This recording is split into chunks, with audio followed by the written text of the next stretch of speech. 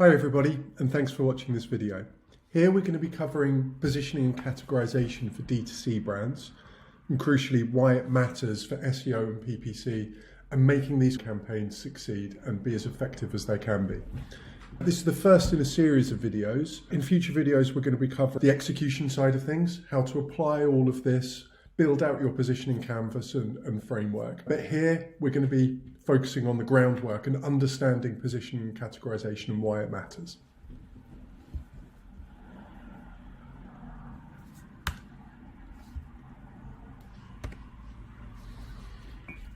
So here's a little bit about me. I'm Sam, I'm the founder of Blink. We're an e-commerce digital marketing agency that focuses on SEO and PPC. We're concentrated in the SME space. Typically, we work with businesses turning over anywhere between $250,000 to $5 million plus. These figures are largely because at the top end, a store turning over, say, $5 million plus might well have a full integrated marketing team with in-house SEO specialists. We can work with organizations like that, and we frequently do, but the SME space is something that we know really, really well. Below $250,000, we tend to find that the issues around positioning are much more prevalent. Many businesses in these kind of turnover brackets may not have a fully developed marketing team, for example. They may only have one marketing person or the founder maybe running the marketing campaigns. In these instances, whoever's doing the marketing may not be from a marketing background. They may not have experience with things like user personas, understanding customer pain points, and all of that stuff, which you may find in a much larger business, or even in other industries as well. Quite often in the SaaS space, for example, startups will have that team all in place that can develop those ideas and execute off the back of them. But we've been working in this space, as I say, for a long time. We've got clients that have been with us in the e-commerce world for over a decade. You know, I started off selling stuff on eBay about 20 years ago, well before Blink was founded. So this is an area that we know well. Let's put it that way. So a little bit about how we work. I think this is kind of setting the scene for some of the stuff that we're going to talk about. We're very focused with our SEO and PPC campaigns about making sure that there's a solid strategy that's in line with business goals before we go on to the execution side of things. In practice, this means we don't just go off and do SEO or a PPC campaign. It's all very, very focused on achieving the goals that we need to. Because of this, we will focus on positioning and categorization and understanding where a business fits in the market to give us the best chance of delivering a digital marketing campaign that's going to work. And again, this is something that we'll cover in much more detail over the next few slides. This means that we only take on projects that we think have the potential to succeed here. I guess it's worth saying that this doesn't mean that we won't take on projects that haven't got all of this right. You know, we can help businesses this kind of broader categorization and positioning stuff. But if this really hasn't been thought about, if it's not something that's, you know, on the cards, it's potentially not something that we can jump in, we can fix. So it's much better for us to say that at the start, and we frequently do. And it means that the businesses that we do work with, we're all on the same page about the right way to proceed. Okay, here's what we're going to cover today. First of all, looking at DTC and multi-category businesses, brief comparison. What have they got in common? What are the core points of difference? Just so we know what we're referring to exactly when we start talking about DTC. What is positioning categorization? Some background here about what we mean when we use these terms. These are terms that are used quite often by various people in different contexts, and I think it's important that we define exactly what we're talking about here. Obviously, there's going to be some crossover with what the general understanding of these phrases is, or these concepts, but it's important for us, for the purpose of this, to really drill down and say, this is what we're talking about here. And why does it matter for SEO or PPC, for example? This is crucial. Really, what we don't want to do is talk about some broad generic ideas that you can't see how they will positively impact your business. So all of the stuff that we're talking about in terms of positioning categorization is with a focus being able to use them to deliver more effective campaigns. And that's the idea that we really want to drive home here. Okay, so to help cement this, we'll look at some examples, some good and bad. I say bad, I don't really want to get into the habit of slating businesses that aren't taking this approach.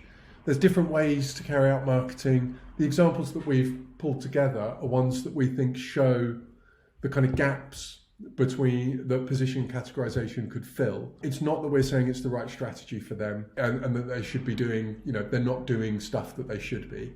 Different strategies work for different people. These are just for illustrative purposes. Okay. Now I've got that off my chest. We'll outline what's needed to carry out positioning and categorization for a D2C brand. We were originally going to include this all in one video, but it was edging up to an hour and a half long and with lots and lots of detail.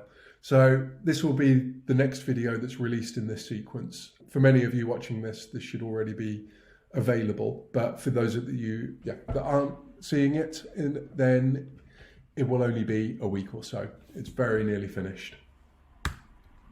Okay. So let's look at the differences between D2C and multi-category sites. Oh, we've got a bit of a slow one here. Okay, hopefully that's just a little glitch. So let's use DIY.com or the B&Q site as an example here. I think this will be a site that many of you understand as a multi-category retailer. They have a large number of categories, large number of brands, and for many sites operating in this space, it's going to be tight margins as well. We've worked with some businesses that have margins of around 10%, which is incredibly tight. I mean, it can be done. We can deliver effective campaigns on that, but that is something that quite often happens in the multi-category space. Okay. In terms of scale, many multi-category sites often have thousands of SKUs. For D2C brands, this obviously can be a lot lower. And that difference in scale often can create more technical issues. So from a technical SEO point of view, then multi-category sites can be some of the most challenging around. D2C sites, on the other hand, are quite often a lot smaller, much more content focused. There's just less room for technical issues. It's not saying that they don't have technical issues, but it's just not the kind of primary concern that it can be for these large-scale multi-category sites. If you're involved in selling other people's products and other people can sell them too, then price is obviously going to be a consideration. The biggest conversion killers from an e-commerce point of view are price and availability. So if you're more expensive than the competition, then that is going to paint you at a disadvantage. At the same time, kind of trust signals become really, really important, or they're important for all sites, but they're particularly important for some multi-category retailers. Showing why someone should buy this product from you, or how reassuring them that you can deliver a quality experience.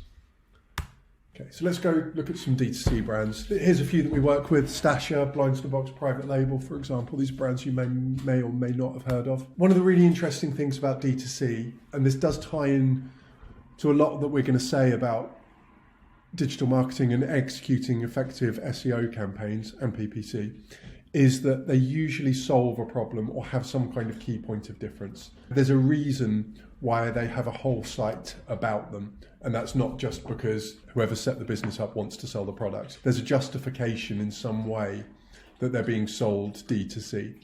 And there's something unique about them that can really be reflected through a site like this.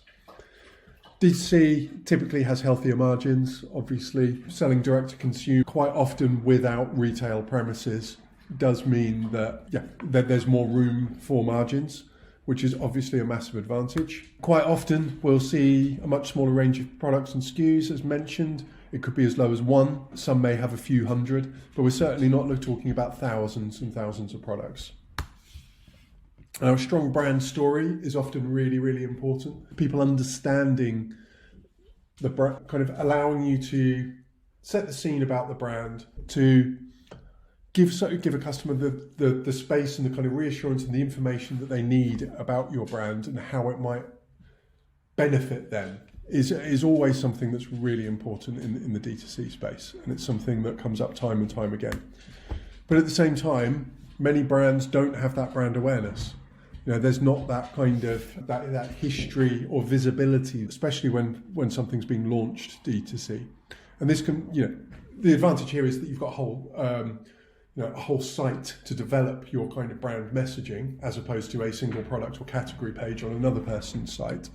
But it does show that this is a problem that needs to be solved in many cases. Catering to a niche audience is usually a good thing when it comes to SEO and PPC. Being specific about who you are and what you're serving is always an advantage. Okay. So broadly, DTC is about getting your products right in front of your buyers at the point they're searching.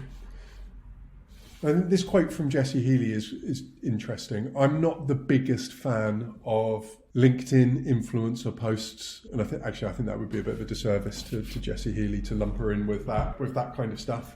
But I think what she does say here is really, really important. Essentially, we're comparing two stores. One theoretical store has lots of information about the products, where they're from. It essentially understands your buyer journey and tries to reassure you through the research and purchase process. The other site doesn't include any of that and is just some basic facts about the products, and that's it. So obviously, which one would you buy from in this hypothetical scenario? It's going to be the one that's taken the time to set that brand story and to explain the products and how they might benefit you and their history, and kind of like lead you through that process. And again, this is something that DTC brands can do incredibly well. So what is positioning and categorization? Okay, but first of all, let's look at positioning. And we've got a quote here from April Dunford, and I use this all the time. April put together, she wrote a book on positioning called Obviously Awesome that is focused on the B2B tech space. And it is without a doubt one of the most useful business books I've ever come across. And again, I'm not a fan of most marketing books or business books. I find they say the same thing over and over again, and they're just not that interesting and usually quite annoying. But April's book is absolutely brilliant for really nailing that understanding of what positioning is and why it can be effective. And what she says here is positioning effectively is like context setting for products. Comparing it to the opening scene of a movie, it answers all of those big questions about where are we and what are we doing here. It gives you that fundamental understanding of the space that the product is offering it. Okay, and so many times we see a bit of a mismatch between what people understand that context to be and what the brand wants it understands it to be. And when there's that conflict, it's very, very difficult to be successful.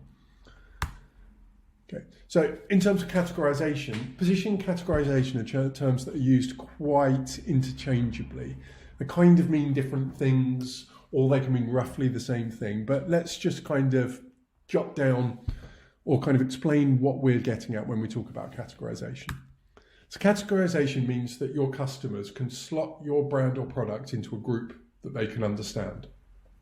Okay, it's about their frame of reference is of X, and they can see that you also fall into X. So that's when kind of categorization lines up. This is something that comes up time and time again. Getting categorization right means that you are operating in the right space in your customer's mind. A really good example of this is in the SaaS space or the kind of B2B tech software space. Lots of people get very, very bogged down about who their competitors are. There'll be an app that does something the same as them or similar, and they think that's what's happening in the mind of the customer, that they're going to be comparing these two things, these two B2B solutions that do similar things. In practice, what's probably happening is the customer's got a spreadsheet or some other kind of very, very manual process or system that they're using to solve a particular problem, and that's what they're comparing this solution with. It's like their understanding of what the category is and what the understanding of the business, there's a misalignment there. Okay, so what you think your category is and what the customer thinks may well be different, and this is really important when we start talking about search. It comes down to what are people searching for, and if they think you are one thing and you think you are another, and there's a mismatch there, it's going to be really, really hard to deliver an effective SEO campaign. Okay, so understanding if you're competing in a category that exists or a new one is really important, and especially when so many DTC brands are all about creating something unique, doing something different. So if they're doing something different and creating a new category, and that's one that no one's searching for, effectively then that changes the strategy that you need to take for an SEO or a PPC campaign. Okay. So in this example here, we've got Warby Parker, a massive D2C brand over in the US. So if we look at, from a customer point of view, if someone lands on this site, it's pretty clear that they sell glasses. They're operating in the glasses space. We've kind of defined them in the category of glasses retailer, online glasses retailer, etc. Okay, so that kind of scene setting and categorization is nice. Let's have a look at an example where this might not be so clear. And I don't think we've really done this site justice by having a still from it, because they've got a very nice video on their site. And again, I don't want people to think that we're kind of critiquing or attacking their strategy here. This is Flavor Blaster are doing some really interesting stuff with their marketing. It's just their categorization doesn't quite match up from an inbound point of view. And that's what we're going to talk about there. So Flavor Blaster is a new product that infuses cocktails and other food or drink with flavors through some kind of aroma clouds or bubbles. Okay, so this is a completely new solution. No one does this kind of thing. Okay, so when we look at it from a consumer point of view, okay, I don't understand this. This is new. If we were trying to drop this into a category, we've got kind of two choices essentially, and that's dropping it into an existing category, which would be cocktail mixing equipment, for example. Okay, or we've got the option of creating a new category altogether, and that category might be, I guess, food drink mixing technology, or like cloud food mixer, or something like that. It's hard to put into words because it's something completely new. The point I'm trying to make here is, if we're trying to break this down into an SEO strategy or a PPC strategy, then kind of pinning down the keywords that people are going to use to find this is going to be quite difficult if we're creating a new category. If we're operating in an existing category, then it becomes, okay, so we're going to be competing in the cocktail mixing equipment space, so we can optimize for those terms. But the interesting thing here is, if you're doing something new in that space, you've got a competitive advantage. And one thing that we do see is that brands that are kind of very, very focused on a particular subject or a particular niche or category find it much easier to outrank sites, big multi-category retailers like Amazon or eBay, or those kind of big marketplace sites, Etsy as well. By being very, very specific about a product or a category, then it's much easier to compete with those massive names. We've done a separate video on this that's available called How to Outrank Amazon, that talks about a lot more about this kind of concept. But it's something that's worth something that's worth reiterating at this point. Okay, so effectively, there's a whole bunch of questions or kind of statements that we hear from businesses that often don't have their positioning or categorization right. That's lots of traffic, but no sales necessarily. Conversion rates really low. Or it's really hard to outrank competitors, or I say bigger, but often it's difficult to outrank all competitors if you don't have any kind of like point of differentiation against you or in your favor. Or only Facebook ads or email or partnership or something like that. Only these campaigns are working. I mean, Facebook ads is a really interesting one. And again, we've done a piece of blog content about this, about how to shift away from Facebook ads to SEO what's the strategy that you need to take if it's just Facebook ads that are working for you. And I mean, if Facebook ads are working, but the sites like other inbound channels are not working, that does normally say that there's something going on with the positioning or the categorization, that it's only working when you're pushing it in front of people and giving them all of the background that you can do and all of that scene setting that you can do with a Facebook ad. And that's not working when someone's coming to the site through a different channel. Okay, so again, like in our experience, and we've been doing this a long time and worked with hundreds of businesses, most of the time this will come down to the issues of positioning and categorization. And I think one other point that's good to make here is it really does help getting off what we call the campaign treadmill. You know, if your positioning categorization is right and your inbound channels are working effectively, you don't have to keep running discounting campaigns. You know, you don't have to keep rinsing your email list or pushing out Facebook ads and constantly trying to kind of keep the creative fresh and, you know, being at the mercy of the latest updates with iOS 19 or whatever it is, all of that kind of stuff. You know, it gives your business a much more solid platform to be working from. You know, and if we're being blunt, it's the difference between having a business that works and often doesn't. You know, it's the difference between struggling along and treading water and having a business that's really, really scalable.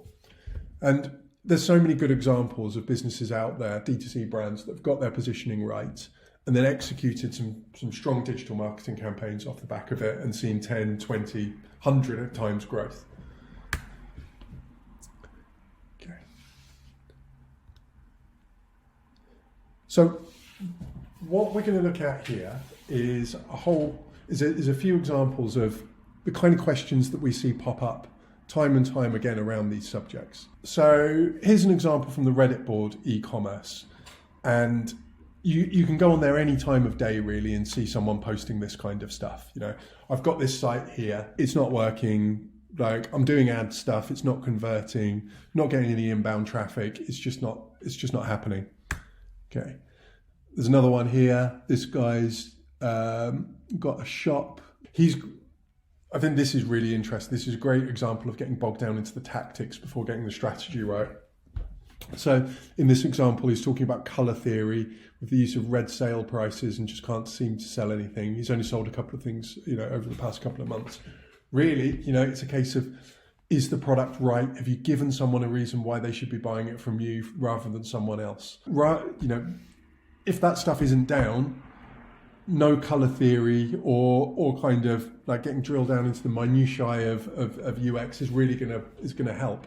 You know, it's something much more fundamental than that. Here's another example. Someone's got a plant store here, a drop shipping one. I am no fan of drop shipping, I will say, but you know, it can work for some people. But again, yeah, Facebook ads, pushing them out, not getting any results, no one's interested, essentially. Okay. So let's just go back actually and look a bit more about the site in the first example, this Persona coffee site. So I guess the question is here, you know, this site looks fine, but why would anybody buy this product from this site rather than anybody else? You know, there's 1,001 places you can buy coffee and even pumpkin spice coffee. You know, there's nothing special about this site. The consumer has no affiliation with it. There's no kind of like connection with the brand because it's, you know, it's a small unknown brand. So, you know, that's not going to be the case. So there's nothing in here that sets it out as being different or giving someone a reason why they are the best person to buy pumpkin spice coffee from. Okay. So without that, it's going to be really, really difficult to execute a digital marketing campaign that's going to work. Okay. You know, and this is a pretty blunt example, but this is something that we come up to time and time again in this space. And it's also, you know, this is a new, you know, this is a micro business that's basically not making any money. But you can see this pattern in a 1,001 e-commerce stores that are turning over more than this. You know, they're at a level, but they can't advance from that because they're not answering these fundamental questions. So again, it comes down to why should I buy from you? What is different about your store and what are you offering me that no one else can? And I think it's good here to have an example of what this can look like in terms of revenue for a business that hasn't quite got it down. This is a project we started working on a little while back, and it's one where the positioning isn't quite right. We can see that an email campaign where they push out a discount can be quite effective. You know, converting at a nearly 6% rate, you know, accounting for 35% of revenue. You know, those email campaigns are fine, but they are pushing out discounts and they're going to be squeezing that list over and over again until there's nothing left in it. Okay, so that's kind of what we mean about being on this treadmill. You know, these looking at these channels, we think, okay, these are the primary sources of revenue, but you can't rely on discounting to your email list over and over again. You can't build a business on that. It's not scalable. Okay, in terms of referral, in this instance, this was another brand talking about this particular brand and acting as a endorsement. Okay, and that worked particularly well. You know, again, we've seen some quite strong results off the back of that. You know, 10.5% conversion rate is pretty good. But that's someone else kind of setting the brand story and helping with that messaging. What we look at the organic and the paid campaigns, if we drill down into these, I mean, obviously I can't do that because of confidentiality and all of that stuff, but it's just brand traffic that doesn't convert a very high level for organic. And there's not really anything coming in at the discovery stage because the categorization isn't clear, and that goes with paid as well. You know, I think there are some light touch Facebook ads going on here, but it's not at a level that it's particularly scalable. So if we're to talk about what good positioning categorization looks like, an example here is something that we pulled out from a brand deck that we were sent by a client who had and I have to say quite an expensive branding project done. And quite often branding agencies will get very, very bogged down into stuff that really doesn't matter for when it comes down to executing these campaigns. You know, I've heard tons of times from business owners that have carried out a branding project, which, you know, could ostensibly include positioning and categorizing, because it's all about understanding where your brand sits in the space, in the market that it's competing in. And the business owners have said things like, this looks great, you know, it sounds nice, but what do I do with it? You know, what does this tell me? What can I go off and, you know, implement off the back of it? And too often, you know, the answer is not very much. So, you know, in the example here, we've got the branding agency saying that the current customer perception of the brand is this random selection of animals, when in fact it should be this random selection of animals. Okay, I've whizzed through the last couple of points there, but I don't think that particularly matters. So again, like, being an effective positioning strategy is not being about two gorillas versus one chimpanzee. It's about stuff that's very, very clear that you can execute on. And it's about what the customer thinks and not what you think. It's about how they see your products and, in essence, are searching for it, rather than this kind of concept that you might have. Okay, we've got another bit of a delay here. There we go. Right, so good positioning is incredibly clear and focused. So you've set that scene. Your customer can really understand what your brand is and why it's going to either solve the problem that they have or be a better solution than another product. It's backed up by research, so we're not making assumptions here. We've spoken to our customers and people that use the products and understand what they're using it for and what they want to see. Okay, the best insight that we get on our campaigns is from customers. You know, whether that's customer reviews, customer interviews. You know, you can't do this stuff enough, we would say. And again, it's something that you can execute on. It's something that gives you the material that you need to do a campaign properly. Okay, so why does this matter for SEO? This is the kind of crux of it.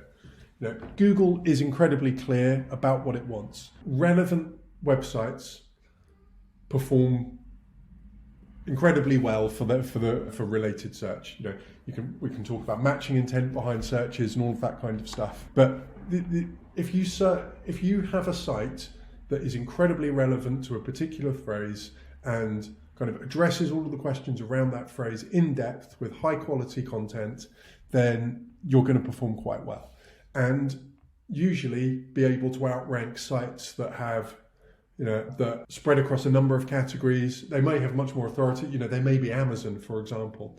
But time and time again, we can see DTC Brands outranking Amazon for particularly relevant high traffic search terms, because they're incredibly relevant to the search phrase. So if we get this stuff right, here's what will happen. This is what keyword research is so much easier because we understand our audience, what they're searching for, the categories that we're competing in. We can understand what content we need because we understand the audience and the pain points they have and all of that stuff. So we can lay out a content strategy so much quicker and easier. This content strategy will actually convert. You're not going to be creating pages just to pick up search traffic. You're going to be creating pages that are going to help your customer through their link building. Is going to be a lot easier as well. So attracting links is obviously an important part of SEO. I mean, there's a kind of whole, we've put together a whole webinar on this subject as well, which is available on YouTube. I think it's digital PR and link building for DTC brands. But link building strategies, once you have your positioning right, is so much simpler. Quite often, it's a case of when you have your position down, you understand your category, finding sites that cover that particular category and telling them about yourself. That's often all you need to do. And we'll see a really good example of this in a moment. Okay. And again, you'll be able to compete with outrank much bigger brands like Amazon or eBay or these kind of marketplace sites and bigger brands because you're going to be incredibly relevant and focused on your particular subject and with those clear points of differentiation. And it means that you're not going to be one of those businesses that post stuff on Reddit saying, I've launched my store, no one's buying from me, I'm spending loads of money on ads and no one cares. Okay, so we can avoid all of that. So let's look at some examples of businesses that do this well. Right, Kuru are a really strong D2C brand over in the US. I like this example because we talk about pain points, and this is a business that solves a literal pain point. Okay, so slight pun there, but all good. They make footwear that is for people with foot pain. Okay, that's all they do, and you can see from the site architecture here, there's broken that down into a number of different conditions. And I think in many cases this is the same product that serves those different conditions. I may be wrong. It may be a combination. There may be some that work for some and not others. Or they may be pretty unique, but I think there's a fair amount of crossover, which is really interesting in terms of positioning, because it's kind of, it's using the same product against different categories. So here we can see that Kuru rank really, really well for some terms around plantar fasciitis. So shoes for men with plantar fasciitis, for example, they pretty much dominate this space. Okay, there's not a huge amount of competition, but there is a good amount of traffic here. And by being really focused on this as a pain point that the customer is trying to solve, it's working really effectively. They're getting their product visible at this point of search, which is exactly what we want to see. And I'm pretty sure that they convert very, very well here. Okay, we can see that they've got some kind of softer messaging around world's most comfortable shoes, but this positioning is all really, really focused on solving this particular problem about plantar fasciitis. And again, this could be shoes for arthritis or back pain or whatever. But this kind of specificity is really, really important from a search point of view. Okay, and then we've got the softer message, patented to free you from foot pain. Okay. So that's one example. Tortuga are another. Tortuga make travel backpacks. Okay, that's what they're known as. I think they do other bits and pieces, but they are known as the travel backpack brand. Okay, and this is really, really important. There can be the urge with a brand like this to diversify and just do loads and loads of other products to the point where your primary offering gets lost. But being known as the travel backpack brand makes executing these kind of SEO and PPC campaigns so much easier. Understand the audience means that you can drill down into the kind of problems that they have much easier. Carry-on luggage questions around carry-on luggage are something that frequently pops up when we talk about travel backpacks. Tortuga have built a hero piece of content that's incredibly thorough about this particular subject. Okay.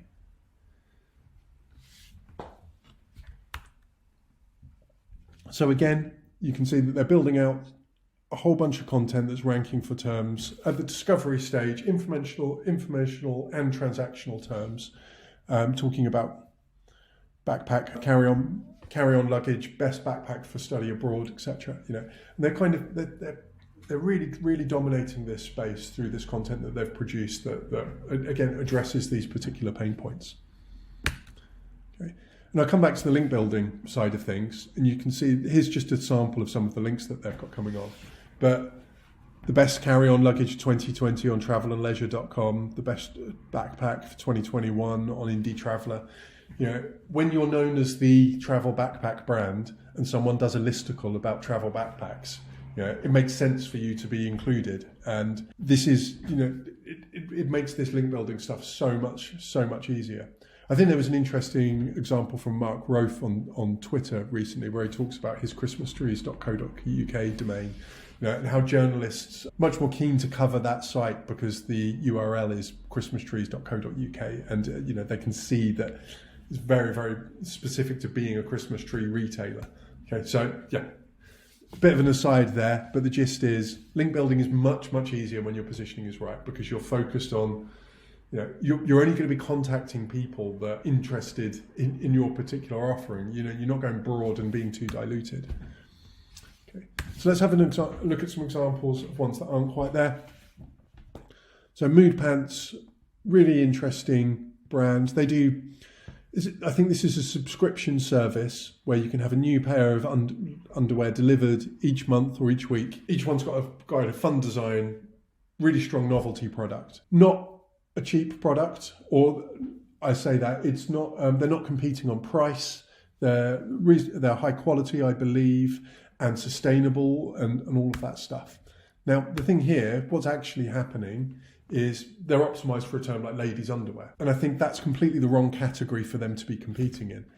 That while they are ladies' underwear, if we look at the searches for ladies' underwear, it's going to be big multi-category retailers. And it just doesn't match the right intent behind that term.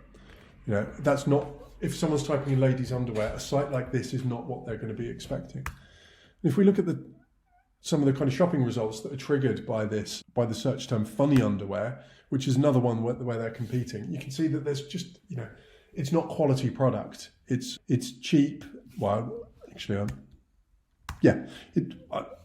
I'm not sure that 23 quid for a dog-faced thong is particularly cheap, but it's not pitched as quality product. And we can see that the terms that they're ranking for are funny underwear, novelty knickers, and that's not really the space that they're competing in as well. Their product is a more premium offering that's different. If someone's searching for funny knickers, usually they want some real novelty stuff that's super cheap. And that's not the right category for them to be competing in. So this is a case of the category not being quite right, and Google doesn't really understand what category, so it's lumped them in with the funny knickers stuff. Probably because there's a bit of content around funny on the site and underwear, and that's just not really what it's all about.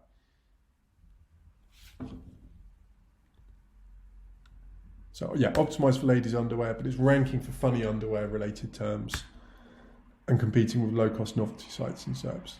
While they're ranking first for funny knickers, I doubt that's going to be a primary revenue driver for them. I don't think it's the kind of terms that are going to convert for them at a decent rate.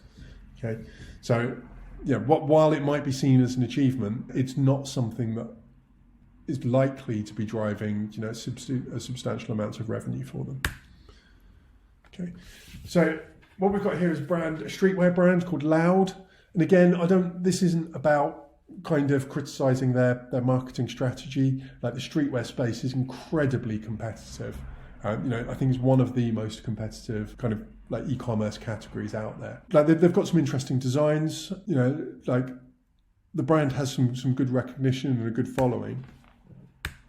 But when we start looking at the kind of terms that they're ranking for, A lot of them aren't relevant. Live, look loud, live, look loud, live, look loud is a kind of brand phrase that they use. It's not really a keyword. I think, you can see they're ranking for a term like hoodie for Doberman because one of their products is a Doberman picture on a hoodie.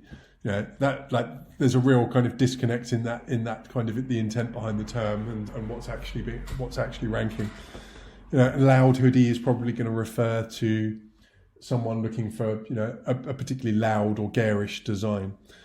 So there's not really that kind of mismatch. The terms, the site's not really optimized. So SEO is not a channel that they're looking at by the looks of it. But I think the other thing that we can see here is that products and categories, products are ranking rather than categories and subcategories. So this Doberman hoodie for Doberman is a product page. They're not ranking for terms for like streetwear hoodies or that kind of stuff. And the thing is, even then, when we drill down into those categories, there's not a point of differentiation that would work from a search point of view to kind of hang all of that on. They'd still be in a space that's too competitive because there's not that clear point of differentiation. And again, lots of irrelevant terms like a red snake shirt. That's while their t-shirt has a red snake on it, is that the kind of red snake shirt that someone's going to be looking for? They may or may not be, but either way, this is not the kind of thing that underpins a really successful SEO strategy. Okay, so there we are. So I think we've explained this concept in detail, I believe, although there's always more that can be covered. So what next? Now, really, what we want to be doing here is giving you the tools that you need to go off and implement this work. We're obviously happy to help anybody that needs it doing as well, but really this is about giving you the tools that you need to do it yourself. So in the next video, we're going to be going over some tactics here on how to look at the data that you have already, whether that's from Google Analytics or other sources. Give you some templates for customer interviews so you can see what questions to ask and kind of what information you need to glean from them. How to build out customer surveys so you can query your customers about what they think your brand is, what its strengths and weaknesses are, and where they place it in terms of category. Looking at customer reviews, so you can unpick what's being successful for your brand and what needs to improve. Mapping out a competitor matrix, so this is understanding where you fit in the competitive market and what your strengths and weaknesses are and points of differentiation. Building customer personas if you don't have them. And this really is, we don't treat customer personas as a creative writing exercise. These are very much focused on jobs to be done and pain points and all of that stuff that give you what you need to execute properly. Defining market categories, so roughly broadly where you are competing and where there are opportunities. Evidencing all of that stuff, so we're not making claims that can't be backed up, because if you do that, it's not going to work. Defining your points of differentiation, so you really understand kind of where the clear space is between you and your competitors. Mapping this all into a positioning canvas, which gives you, which sets all of this out, so you can really clearly understand where you're at and where you need to improve. And I think at that point, you've got everything you need to start executing effective campaigns. And from there, the next stage will be to looking at things like keyword research and content strategy and content mapping. And these are things that we'll be covering in future videos. But before we get to the stage of keyword research, this is all stuff that needs to be done. Otherwise, your keyword research is not going to work properly. And a lot of this comes down to, understanding why keyword research can't be effective if it doesn't have that difference between strategy and tactics. And being in the SME space, again, when there's quite often not, fully developed marketing departments with teams of people to do this, if you're either running a site yourself or working on a small one or working in a small team, these are things that you're going to have to do. Okay, and that's kind of, again, this is the core message that we're trying to get across here. It's brilliant. So thanks, everybody. I know we're coming up to 50 minutes here, so it's been quite a long watch, but thank you for everybody for taking the time, and I hope to see you on some future videos. Thank you. Bye-bye.